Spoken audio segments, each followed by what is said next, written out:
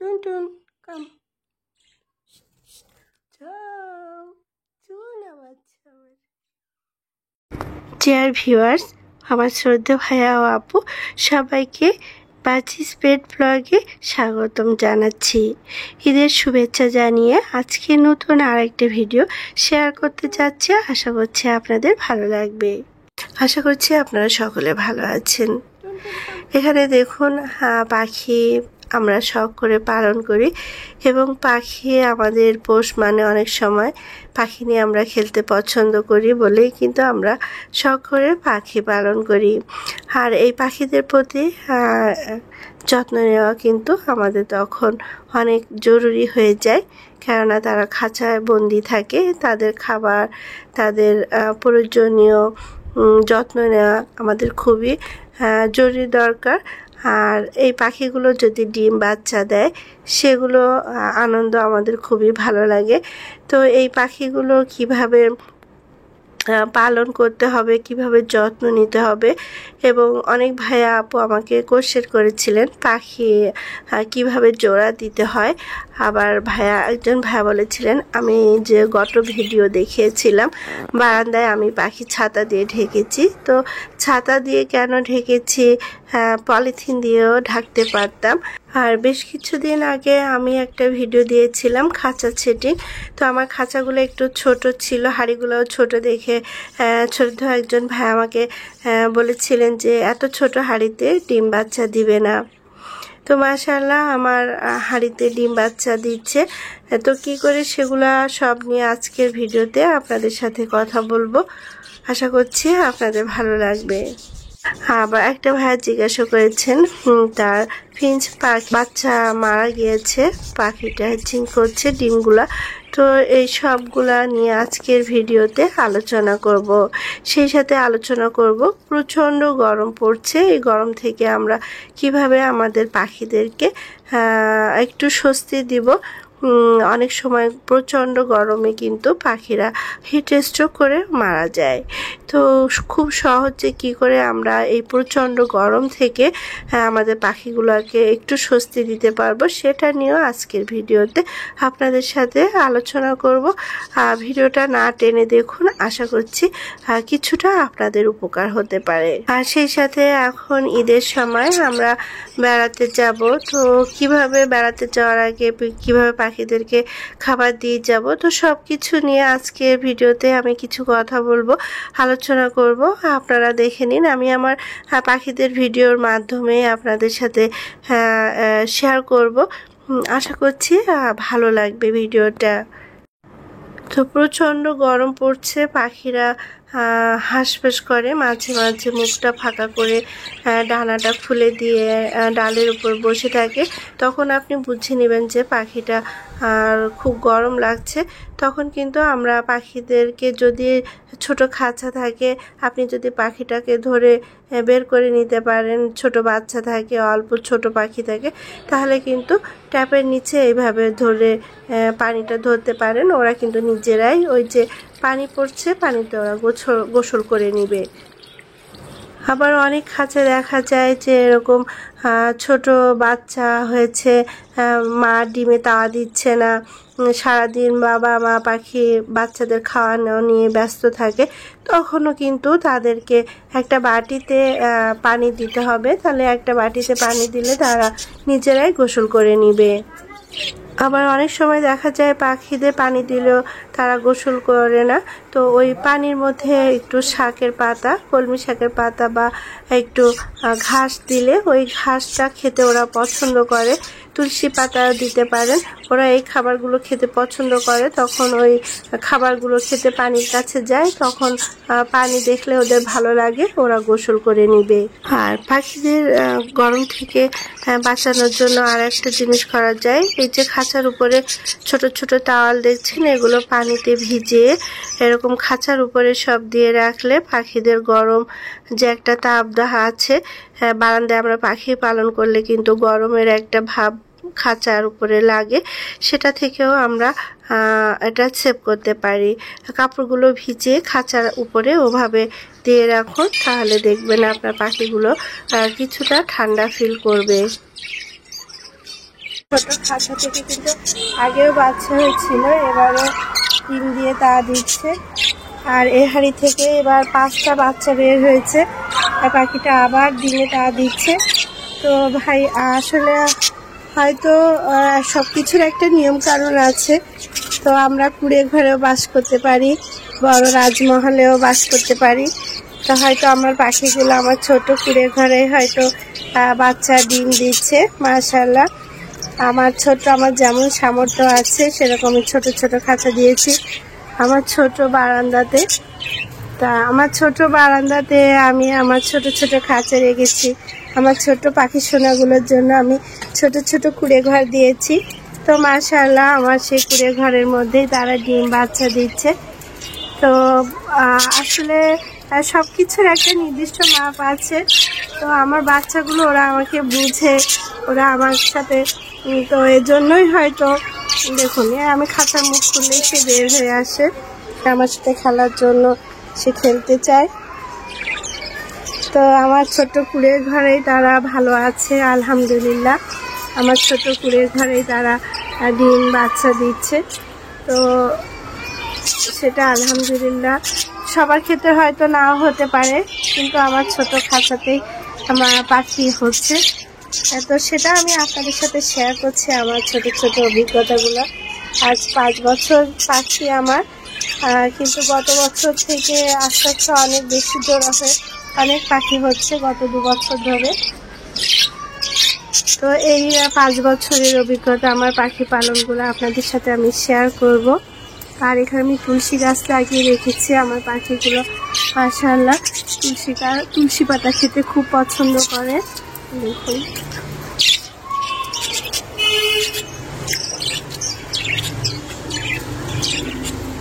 সবাই খাওয়ার জন্য ছটফট করে। তো আমার অনেক তুলসী গাছ লাগাতে হবে। এবার আশা করছি যা আছে অনেক পাখি এখন সবাইকে দিয়ে পারি না। আমার যে টুনটুন পাখির মধ্যে হাঁড়িতে বসছিল না, মাশাআল্লাহ তার বাচ্চা হয়ে গিয়েছে, বাচ্চা উঠছে।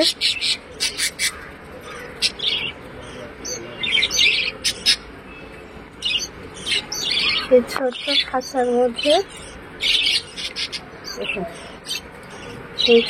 খাঁচার মধ্যে বাচ্চা হয়ে গিয়েছে। আর এই খাঁচার মধ্যেও টাকা দিচ্ছে। এটা হয়তো 2 সপ্তাহের মধ্যে, আর 1 সপ্তাহ হয়তো লাগবে। আর দেখুন টুনটুন পাখি কোল আসার জন্য, হাতে আসার জন্য কি করছে দেখুন।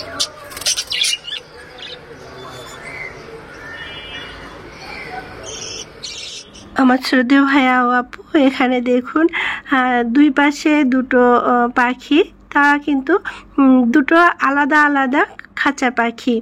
তো তারা কিন্তু দেখুন কোনো একটা বিষয় নিয়ে তারা মারামারি করছে, বাবা মা পাখি। তো এদের কোনো একটা সমস্যা হয়েছে। তো এখানে আমরা বুঝতে পারি যে খাঁচার এপাশ থেকে ওপাশে তারা নেইবার, মানে তারা প্রতিবেশী।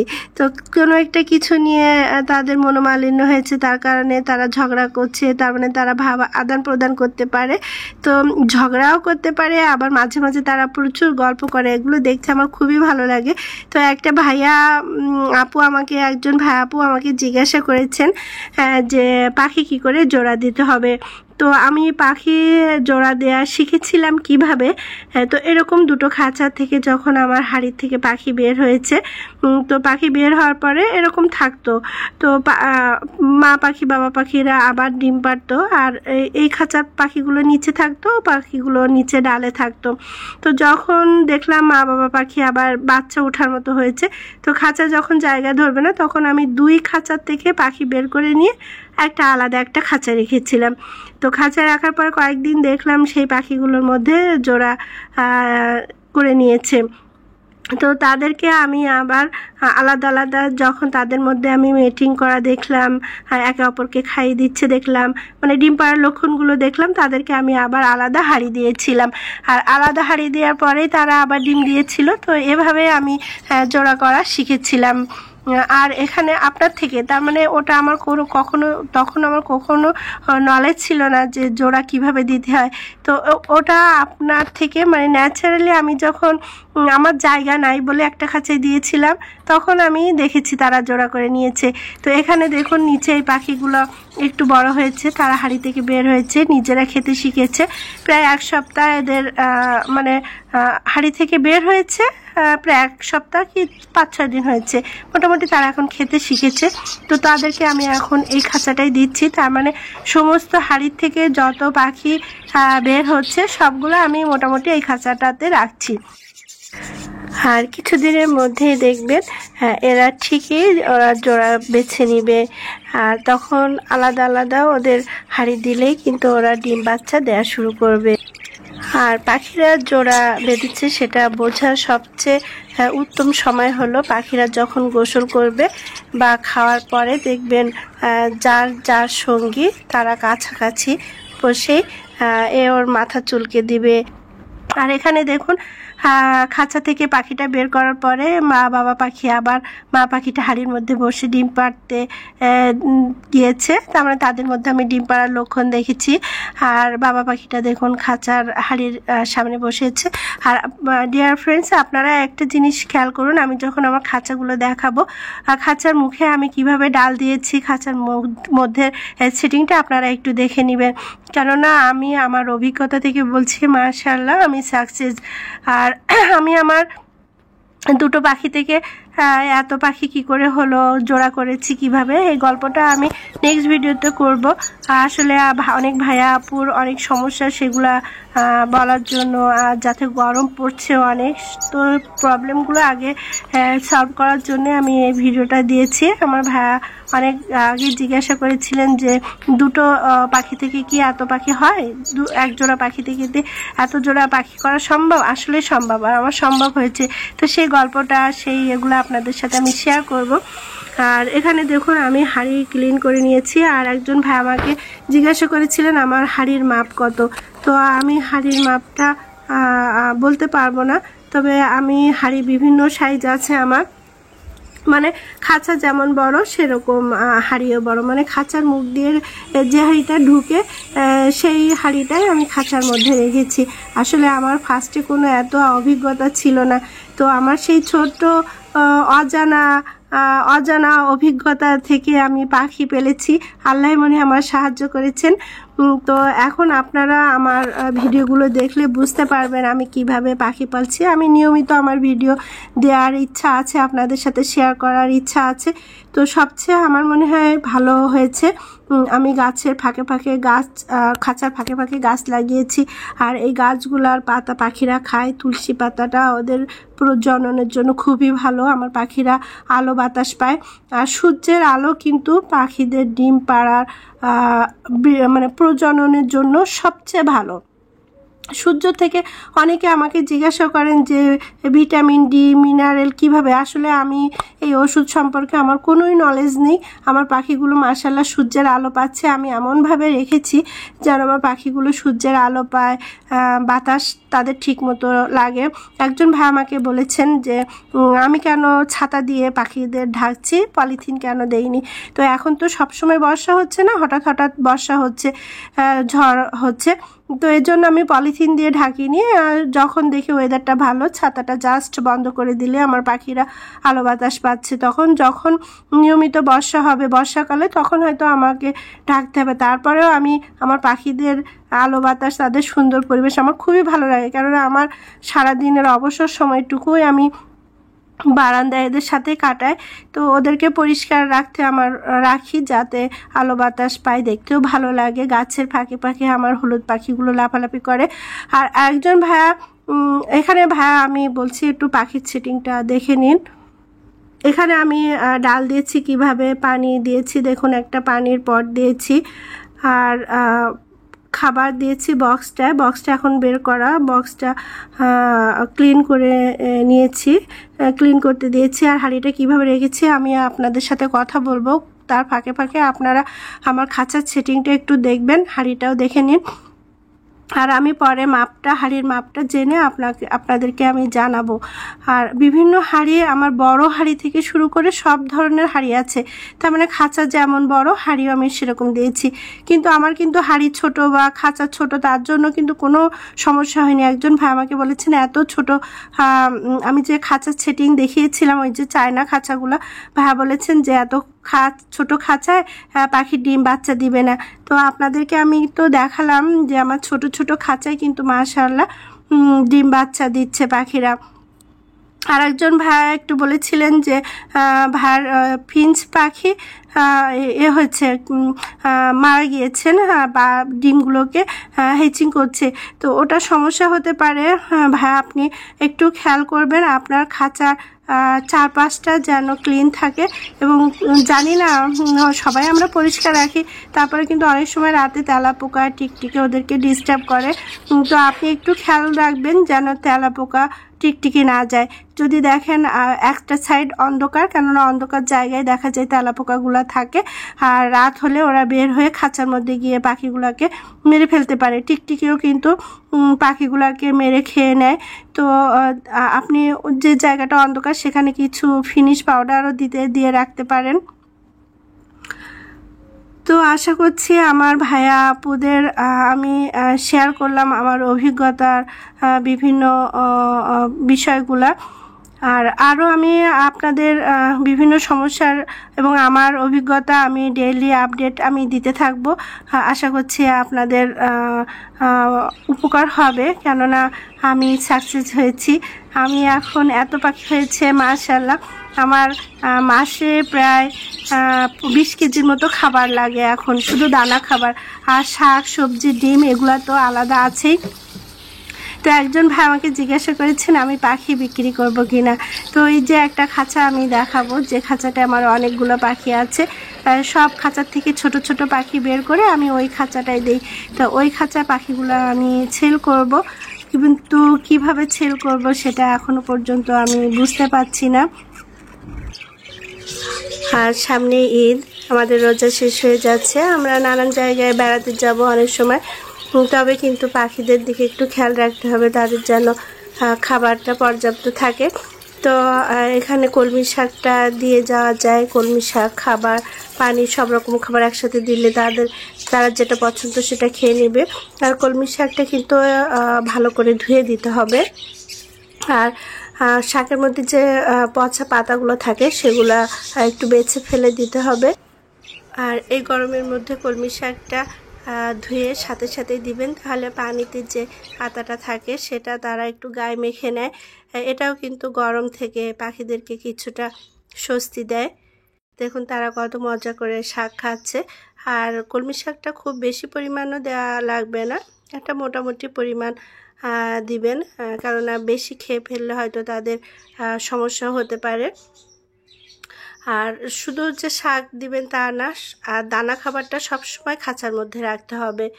আর দেখুন আপনারা যদি একটু পাখিদেরকে পোষ মানাতে চান, তাহলে কিন্তু পাখিদের সাথে কথা বলতে হবে, তাদেরকে একটা নাম দিতে হবে। আর অনেকে ভাবেন কীভাবে পাখিকে পোষ মানাতে হবে। তো পাখিকে পোষ মানাতে হলে আপনার সবচেয়ে বাচ্চা যখন হবে, যে পাখিটা সবচেয়ে দুর্বল, শেষের দিকে দেখা যায় মা খাঁচা থেকে বের করে দেয়, একটু ঠোকাঠুকি করে দেয়, তো সেই দুর্বল পাখিটাকে আপনি বেছে নেবেন। আর সেই পাখিটাকে আপনি খাওয়ান, হাতে করে খাওয়ান, একটু হাতে করে পানি খাওয়ান, দেখবেন সে আপনার হাতে এসে বসছে, আর সে আপনার সাথে খেলা করবে। আর আমরা পাখি দেখতে ভীষণ পছন্দ করি, তো আমি বেলকনিতে পাখি পালন করি। আর আমি এরকম রুমের ভিতরে বসে একটু চেয়ারে বসে চা খেতে খেতে পাখিগুলোকে দেখতে আমার খুবই ভালো লাগে। তো আপনাদের সাথে শেয়ার করব আমার এই ছোট ছোট অভিজ্ঞতাগুলো, হয়তো আপনাদের ভালো লাগতে পারে, কিছুটা হয়তো উপকার হতে পারে। ডিয়ার ভিউয়ার্স ও আমার শ্রদ্ধেয় ভাইয়া ও আপু, ভিডিওটা শেষ পর্যন্ত দেখার জন্য আপনাদের সবাইকে আমার অন্তরস্থল থেকে অনেক অনেক ধন্যবাদ জানাচ্ছি। সবাই ভালো থাকবেন, ঈদের শুভেচ্ছা জানিয়ে আজকে বিদায় নিচ্ছি। পরবর্তী ভিডিও দেখার আমন্ত্রণ রইল। ঈদ মোবারক।